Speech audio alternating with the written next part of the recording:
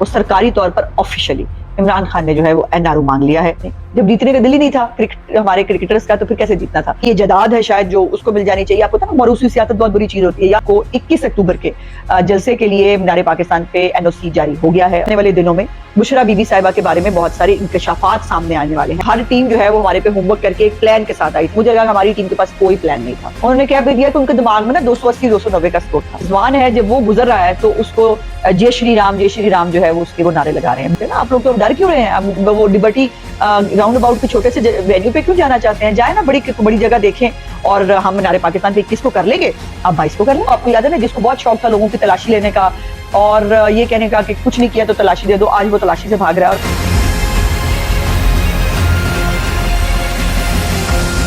बिस्मिल्लाहिर्रहमानिर्रहीम। Today with Azma Bukhari के आज के व्लॉग के साथ मैं हाजिर खिदमत हूँ। और आज मेरे पास PMLN के लिए एक अच्छी खबर है और तहरीक फसाद के लिए एक बुरी खबर है। तहरीक फसाद जो है वो अपने चेयरमैन की हरकतों की वजह से और अपनी तशद्दुद पसंदाना जो उनकी सियासत है उसकी वजह से आज इस मुकाम पे पहुंच गई है कि उनके लिए शायद ही कोई अच्छी खबर जो है मुस्तक़बिल करीब में सुनने को मिले।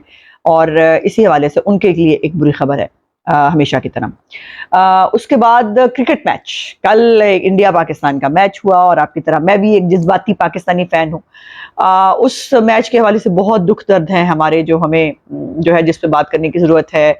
मैंने मैच कैसे देखा और मैं मैच के बारे में क्या सोच रही थी, हुआ क्या, इसके ऊपर बात करेंगे। और एंड पे जो है वो लड़ाई चल रही है तहरीक फसाद के अंदर।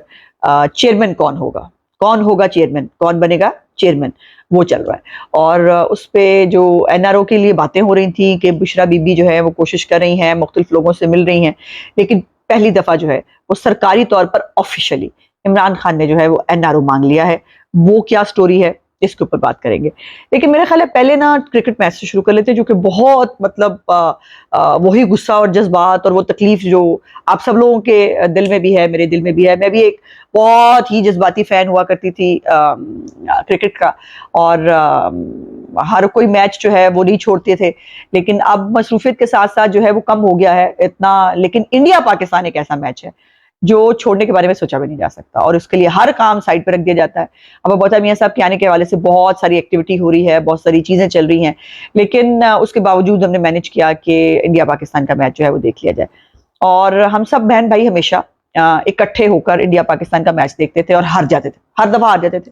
इस दफा हमने एक टोटका किया, और टोटका ये था कि इस दफा ना हम सब इकट्ठे नहीं होंगे, हम बखरे बखरे के मैच देखेंगे ताकि पाकिस्तान जीत जाए। हम जो कर सकते थे ना, मसले पे भी बैठ गए। मैंने पूरा मैच आयत करीमा भी पढ़ा, मैंने बहुत अल्लाह मियां को तरले वास्ते भी डाले, बट नहीं, जब जीतने का दिल ही नहीं था हमारे क्रिकेटर्स का, तो फिर कैसे जीतना था? अल्लाह पाक भी उनकी मदद करते हैं ना जो अपनी मदद आप करते हैं।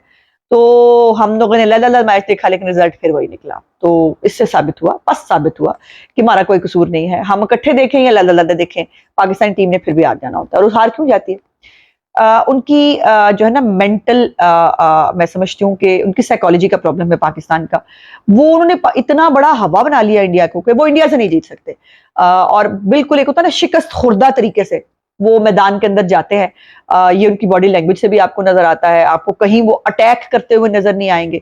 और खास तौर पर एशिया कप का वो जो मैच था इंडिया का, जिसमें हमने उनके 4 खिलाड़ी जो है वो आउट कर लिए थे शुरू में। उसके बाद जो है वो बारिश हो गई थी, वो मैच जो है वो कंप्लीट नहीं हो सका। लेकिन उसके बाद से शाहीन शाह अफरीदी जो है वो ऑफ कलर है, बिल्कुल ऑफ कलर है, वो कहीं नजर नहीं आ रहा। ये ठीक है कि इंडिया की पिचें जो है जाहिर है उनकी चूंकि स्ट्रेंथ बैटिंग है तो उन्होंने बैटिंग विकेटें बनाई है, लेकिन उसके ऊपर भी बॉल करने का एक तरीकाकार है जो कल इंडिया ने बाय द वे दिखाया कि इसके ऊपर बॉल कैसे की जानी चाहिए। हमारे बॉलर्स को नहीं समझ में आई, वार्म अप मैचेस भी खेले हैं इनको, फिर भी समझ में नहीं आया। और मुझे कहीं पर भी अपनी टीम लड़ती हुई, एग्रेसिव होती हुई नजर नहीं आई। इसकी एग्जांपल देखिए कि आपने इतना अच्छा स्टार्ट लिया, मुझे वो असद शफीक लड़का है, बच्चा यंगस्टर, बहुत अच्छा खेलता है, उसकी कुछ शॉट्स बहुत ही खूबसूरत शॉट्स थी। और हर टीम जो है वो हमारे पे होमवर्क करके एक प्लान के साथ आई थी। मुझे लगा कि हमारी टीम के पास कोई प्लान नहीं था, बिल्कुल ब्लैंक गए थे कि बस ठीक है, डंक टपाना है, अब जो जैसा भी खेला जाएगा खेल के घर को आ जाएंगे, और उसका रिजल्ट आपने देख लिया। अच्छे स्टार्ट के बावजूद जो है वो ठप ठप ठप, वो जो टुक टुक है वो नहीं खत्म होती, और पता नहीं क्या साइकोलॉजी है। ये तो खैर बाबर साहब ने बता भी दिया, हमारे जो लीडर हैं, हमारे जो कैप्टन है, उन्होंने कह भी दिया कि उनके दिमाग में ना 280 290 का स्कोर था। अब इस भाई को कोई बताए, बाबर साहब जनाब, इस वक्त टीमें जो हैं, जो बड़ी टीमें हैं, वो वनडे को भी T20 की तरह खेलती हैं, और अगले 30 ओवरों में 200 स्कोर कर लेते हैं। वो न्यूजीलैंड हो, वो इंडिया ने खुद किया है, हमने भी किया था। सो टीमें जो है वो ये इंतजार नहीं करती कि हम जो है वो आखिर में जाके खेलेंगे, और आखिर में जो है वो बिल्कुल फिर बेड़े गर्क हो जाते हैं, और फिर इतना प्रेशर हो जाता है कि फिर एक तू चलत में आया, फिर ये चल रहा होता है।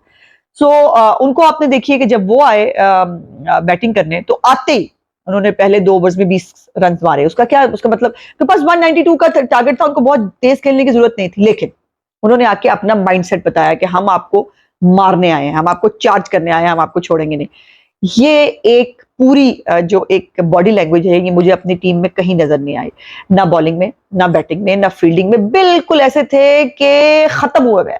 और मुझे अप्रोच पे बहुत अफसोस और हैरत हुई अपने कैप्टन की कि वो जो है उनके मुताबिक इस बैटिंग पिच के ऊपर जो है, हम जैसे लेमैन को पता लग रहा था कि बैटिंग पिच है, बिल्कुल एक स्ट्रेट सड़क है जिसके ऊपर जो है वो खेलना है, बट हमारे कैप्टन साहब जो है उनके अभी भी वो 1990 में रहते हैं, और उनको अभी भी 280 290 स्कोर जो है वो पिच पे अच्छा लग रहा था। अच्छा, दूसरी एक इंपॉर्टेंट चीज जो थी वो था शायकीन का रवैया। क्रिकेट जो है, ये खेल है, और खेल के अंदर स्पोर्ट्समैन स्पिरिट भी किसी चीज का नाम है, लेकिन इंडिया को ये बातें नहीं पता।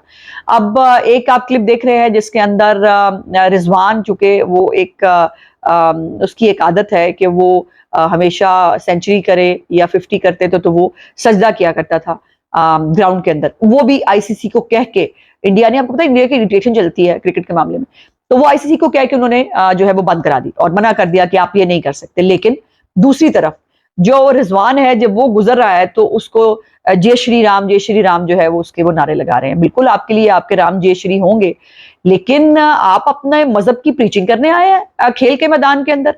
और अगर जो है वहां पर आप देख ही रहे हैं मुसलमानों के साथ वहां क्या सलूक होता है इंडिया के अंदर, वहां अकलियत है वो, और वहां पर किसी को अल्लाह अकबर कहने की इजाजत नहीं है, किसी को जो है वो अपनी रसूमात जो है वो अदा करने की इजाजत नहीं है, मस्जिद में नमाज पढ़ने की इजाजत नहीं है, और यहाँ पर एक खेल के मैदान को उन्होंने जो है वो मंदिर बना लिया। उसके साथ फिर एक जो है वो बहुत बुलंद आवाज में 1,27,000 के करीब तमाशाई थे, और वो सब वन साइडेड थे, और वो वहां पर जो है वो वंदे मातरम गा रहे थे। अब मतलब कमाल ये है कि आपने हमारे शायकीन को वीजे नहीं दिए, हमारे लोग वहां जा नहीं सके, और फिर इतनी तंग दिली है, इतनी छोटी और कम जरफी है कि कोई एक होता ना पाकिस्तान का कोई गाना चलाना, पाकिस्तान का कोई चौका छक्का लगता था तो लगता था मैयत हुई भी है, वहां पर जो है वो बिल्कुल एक पिन ड्रॉप साइलेंस होती थी। तो बहुत सारे दुख है मेरे, अब मैं इसके ऊपर लंबी बात हो जाएगी। जो है वो शाहिद अफरीदी साहब ने भी कहा है कि we owe to nation the best fight we can put forward, और यही बेस्ट फाइट नजर नहीं आई।